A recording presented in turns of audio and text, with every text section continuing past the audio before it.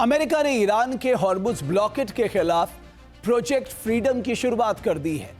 इस ऑपरेशन को शुरू हुए 24 घंटे भी नहीं बीते थे कि ईरान ने स्टेट ऑफ हॉर्मुज़ में अमेरिकी युद्धपोतों पर हमला कर दिया। CENTCOM commander brigadier Brad Cooper के मुताबिक ईरानी हमले के जवाब में पलटवार किया गया है। ब्रैड कूपर ने यह भी साफ कर दिया है कि सेंटकॉम की जवाबी कार्रवाई में 6 ईरानी स्पीड बोट्स को डुबो दिया गया है। सेंटकॉम ने इस हमले में घातक अटैक हेलीकॉप्टरों का इस्तेमाल किया है। इनमें AH-64 अपाचे और MH-60 सी हॉक हेलीकॉप्टरों की यूनिट शामिल रही है। Apache helicopter tank in the air के नाम से कुख्यात है। 60 सेकंड में 128 टारगेट को साधने की ताकत रखने वाला अपाचे हेलीकॉप्टर ईरान के स्पीड बोट अटैक और शाहेद ड्रोन के स्वार्म अटैक को नाकाम करने में बेहद कारगर साबित है। यह दुनिया का सबसे आधुनिक और मल्टी रोल अटैक हेलीकॉप्टर है। इसका रोटर लॉन्गबो फायर कंट्रोल रडार से लैस होता है, मतलब यह किसी इमारत या टीले के पीछे छिपकर भी टारगेट को देख सकता है। इसके पायलट के हेलमेट में इंफ्रारेड विजन लगा होता है, जिससे यह घने अंधेरे में भी साफ साफ देख सकता है। हेलीफायर मिसाइलों से लैस अपाचे बख्तरबंद वाहनों, स्पीड बोट और ड्रोन अटैक को भी नाकाम कर सकता है। अपाचे 70 मिलीमीटर के रॉकेट से लैस होता है। इसमें लगा हाइड्रा 70 रॉकेट समंदर से लेकर रेगिस्तान तक में तबाही मचा सकता है। इसके साथ ही इसमें 30 मिलीमीटर की चेन गन भी होती है, जो हर मिनट 625 राउंड फायर कर सकती है। अपाचे हेलीकॉप्टर करीब 300 किलोमीटर प्रति घंटे की रफ्तार से उड़ान भरने में सक्षम है। साथ ही एक बार उड़ने के बाद यह 3.5 घंटे तक हवा में रह सकता है। अमेरिका ने एक तरह ईरानी बंदरगाहों का टोटल ब्लॉकेट कर रखा है। वहीं दूसरी तरफ अमेरिकी राष्ट्रपति प्रोजेक्ट फ्रीडम के जरिए पूरी धमक के साथ पर्शियन गल्फ में घुसपैठ कर रहे हैं। सवाल यह है कि क्या ये ट्रंप ईरान को उकसाना चाहते हैं, या ट्रंप ने मन बना लिया है कि ईरान पर एपिक फ्यूरी पार्ट 2 करके ही दम लेंगे।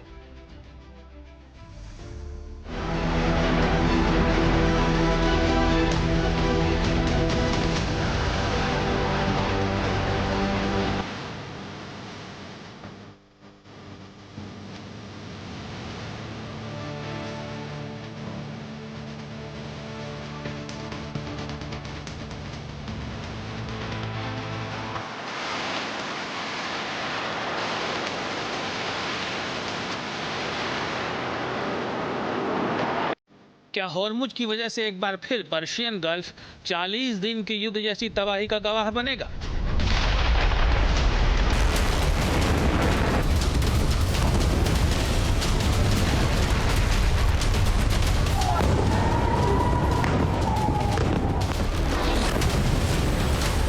क्या हॉर्मुज के बहाने पश्चिम एशिया में विनाशकारी युद्ध छिड़ने का खतरा बढ़ गया है?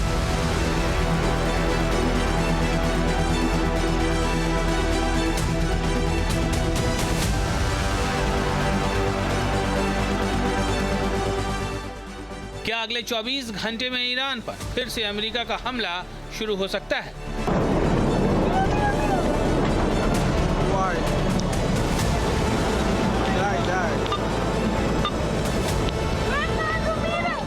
क्योंकि तेहरान की तबाही के लिए ट्रंप ने एक और भीषण हमले की पूरी तैयारी कर ली है।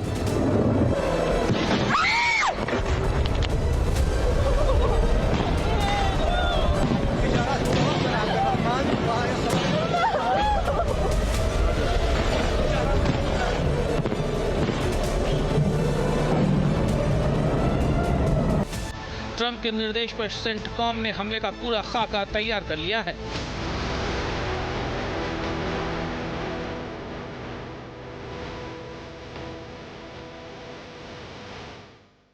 बैटलशिप रणनीतिक लोकेशन पर पहुंच चुके हैं।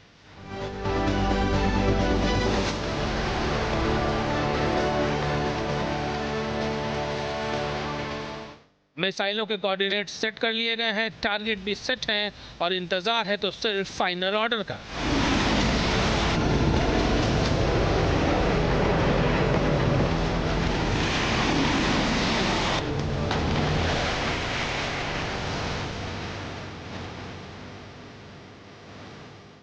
ओमान सागर से लेकर फारस की खाड़ी कभी भी बारूदी विस्फोट से दहल सकती है, इसके संकेत मिलने भी लगे हैं।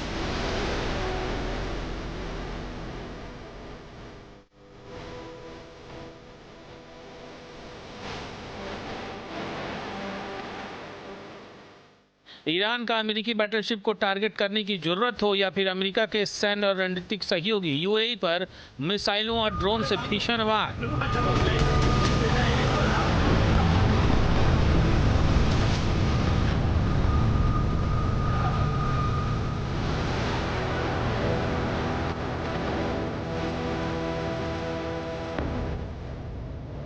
भयंकर युद्ध के आसार दिखने लगे हैं।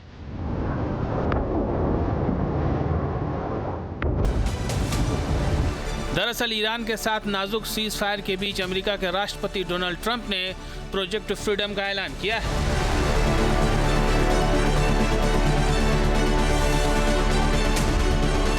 4 मई की सुबह से जारी इस ऑपरेशन ने ईरान की त्योरियां चढ़ा दी हैं। इसके तहत अमेरिकी सेना तटस्थ देशों के फंसे हुए व्यापारिक जहाजों को एस्कॉर्ट करते हुए स्ट्रेट ऑफ हॉर्मुज को पार कराएगी।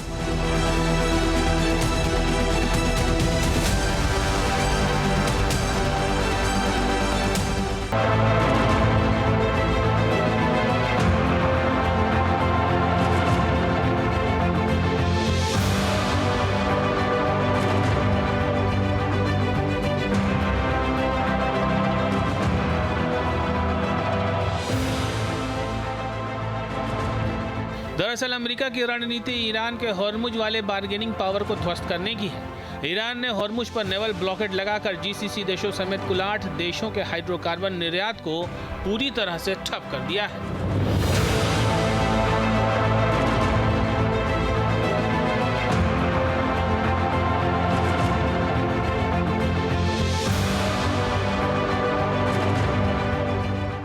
हॉर्मुज में फिलहाल 800 से ज्यादा कार्गो शिप्स और टैंकर फंसे हुए हैं। इन टैंकर्स पर 20,000 से ज्यादा नाविक भी 28 फरवरी से बंधक बने हुए हैं। फंसे हुए जहाज पश्चिम में फारस की खाड़ी की तरफ है। इनमें बड़ी संख्या में ऑयल और केमिकल के टैंकर भी हैं।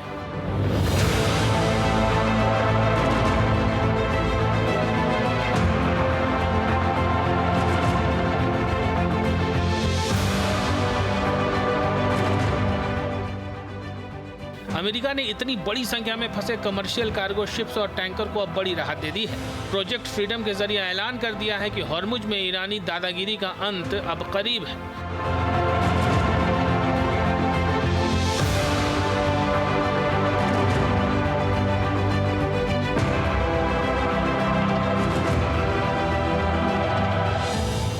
साफ है कि अमेरिकी राष्ट्रपति ईरान की कार्रवाई से ऊब चुके हैं। खुद अमेरिकी राष्ट्रपति संकेत दे रहे हैं कि अगले 2 से 3 हफ्ते में युद्ध खत्म हो सकता है। अमेरिकी राष्ट्रपति ट्रंप ने एक रेडियो इंटरव्यू में दावा किया कि ईरान के साथ युद्ध 2 से 3 हफ्ते और चल सकता है। हमने वो ज्यादातर काम कर लिया है जो हमें करना था। शायद 2 हफ्ते या शायद 3 हफ्ते और लग सकते हैं और हमारे लिए समय की कोई पाबंदी नहीं है।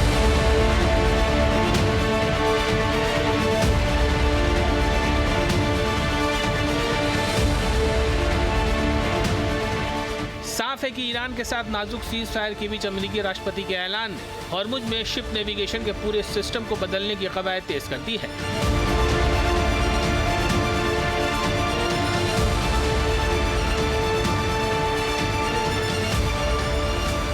इसके तहत अमेरिकी सेना हॉर्मुज में फंसे व्यापारिक जहाजों को एस्कॉर्ट करते हुए स्ट्रेट ऑफ हॉर्मुज पार कराएगी। ट्रंप के मुताबिक दुनिया के कई देशों ने अमेरिका से मदद मांगी है ताकि उनके जहाजों को इस अहम समुद्री रास्ते से सुरक्षित बाहर निकाला जा सके।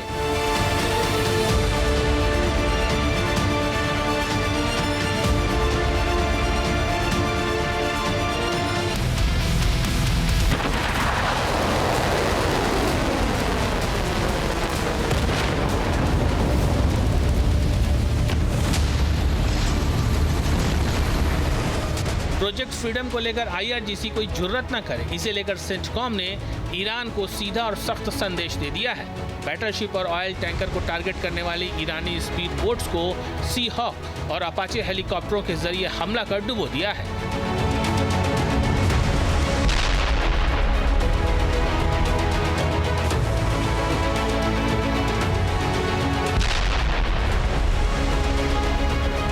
सेंटकॉम के मुताबिक अमेरिकी अटैक हेलीकॉप्टरों ने 6 ईरानी स्पीड बोट्स को तहस नहस कर दिया है।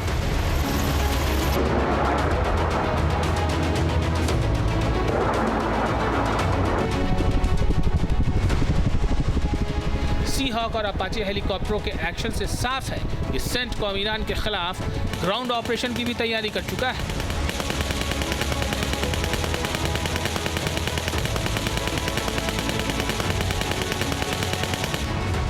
ईरानी सी हॉक हेलीकॉप्टर रोमियो के नाम से कुख्यात है।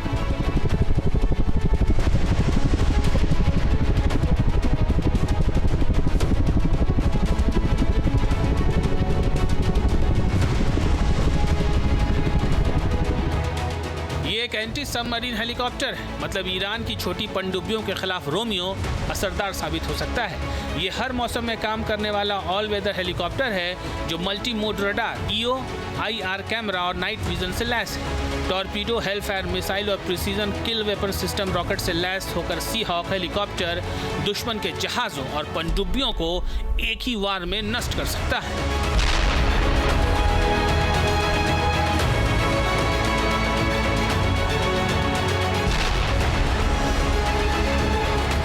Cruise missiles were going after both U.S. Navy ships, but mostly after commercial shipping.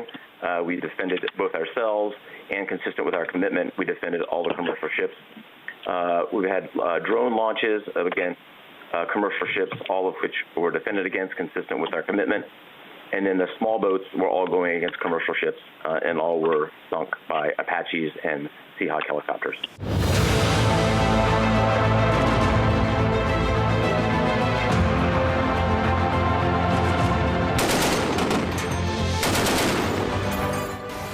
इस बीच खबर है कि नीले समंदर में अमेरिकी नौसेना का सबसे बड़ा लड़ाका विमान वाहक पोत USS जॉर्ज H.W. बुश अरब सागर से गुजरते हुए सेंटकॉम के ऑपरेशनल एरिया में तेजी से आगे बढ़ रहा है।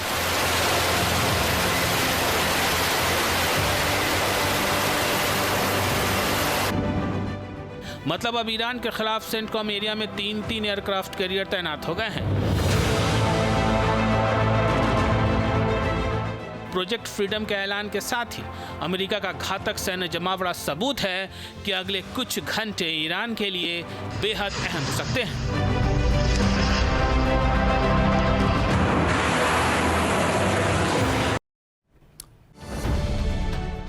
अब से DD फ्री डिश की चैनल नंबर 57 पर देखिए न्यूज नेशन।